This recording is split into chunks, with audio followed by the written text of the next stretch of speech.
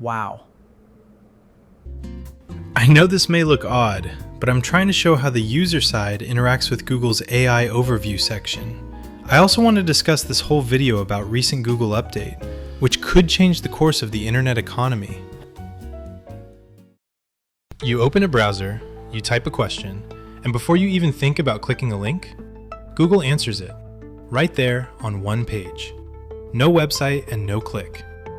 Now imagine you are the person who spent 6 months writing that article, who paid writers, editors, photographers, who built a website that hundreds of thousands of people used to visit every month because Google sent them there.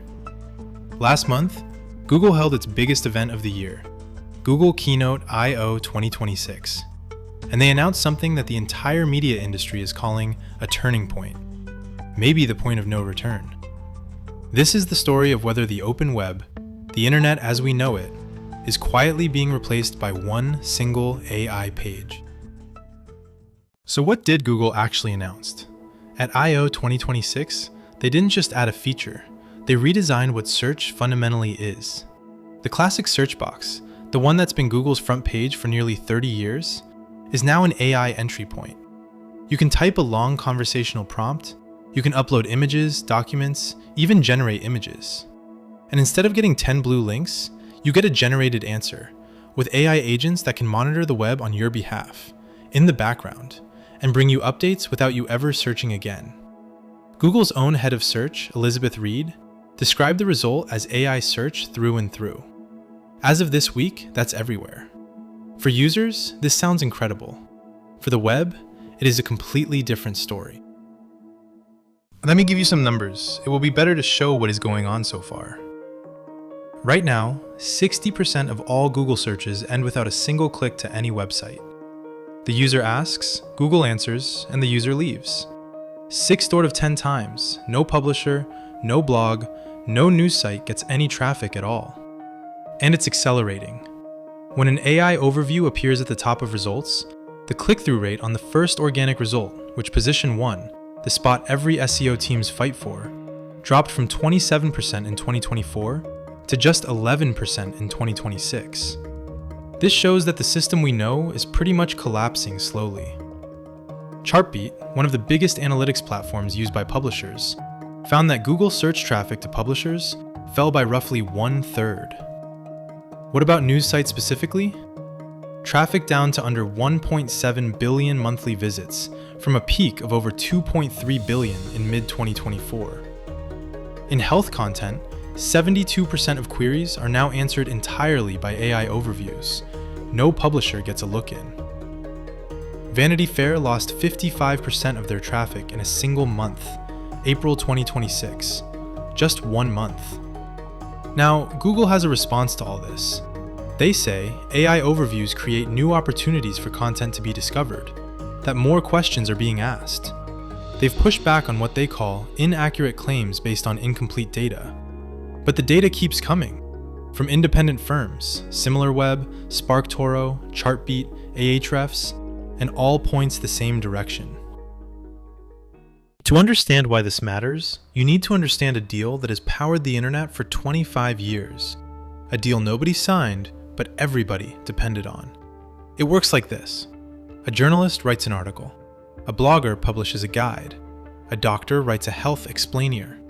They put it on the web, publicly accessible, free to read. Google indexes it. When someone searches for that topic, Google sends them to that page. The page loads an ad, and that ad generates revenue. That revenue pays the journalist to write the next article. That's the loop. Publish to Google sends traffic to ads pay for publishing. It's been the business model of the entire open web since the late 90s. AI overviews break the loop now. Google reads the article, generates a summary from it, serves that summary to the user, and the user never visits the page. The content was used, however, the content creator got nothing. No traffic, no ad revenue, and no reason to keep publishing. Publishers have started calling this extraction without compensation. Google would call it organizing the world's information. The difference in framing tells you everything about the conflict. Inside the media industry, there's a term going around right now. Google Zero. It's the hypothetical and increasingly real scenario where referral traffic from Google drops to nothing. Not low, but all zero. The search engine that built the web economy simply stops sending anyone anywhere. It's not hypothetical for everyone. Major publishers are actively preparing for it. They are not speculating, they are doing contingency planning. The Economist is going further. They've announced plans to build what they call a two-track internet, a separate version of their content for human readers and a different version for AI agents to consume. Basically, the plan is building two internet here, one for us and one for the machines. Think about how wild this is. Like, one of the most respected publications in the world is essentially accepting that the internet will bifurcate, that AI will scrape one version while human read another, and that the two may never really interact. Here's the tension that nobody at Google seems to want to talk about directly. AI overviews are built on content from the web. They read articles, summarize them, learn from them, and the quality of the AI answers depends entirely on the quality of the web content it's pulling from. But if publishers stop making the content because Google stopped sending them traffic and they ran out of money, what does the AI answer with? This isn't hypothetical either. Google's own financial reports show a pattern. Search advertising revenues are rising, but network revenues, where the money Google pays to third-party publishers, are falling. Google is making more, publishers are making less, and the gap is the AI margin, I guess. You can see why antitrust regulators were already circling. A US federal judge already ruled Google as a monopolist in search. The remedy verdict is pending, and this whole AI search overhaul is happening right in the middle of that legal battle. Not everything is equally affected, and that's actually an important nuance, because the picture is more specific than AI killed the web. For example, e-commerce, relatively untouched. Only about 3% of shopping queries trigger AI overviews. Google tried to roll them out more broadly and realized they weren't converting into sales and pulled back. If you sell products, that damage is contained. But if you produce informational content like tech explainers, health guides, how-to tutorials, product reviews, you are in the crosshairs. Ahrefs data puts AI overview coverage in health at 43%. For how-to-do queries, it's nearly 100%. There is one lifeline being discussed, GEO, or Generative Engine Optimization.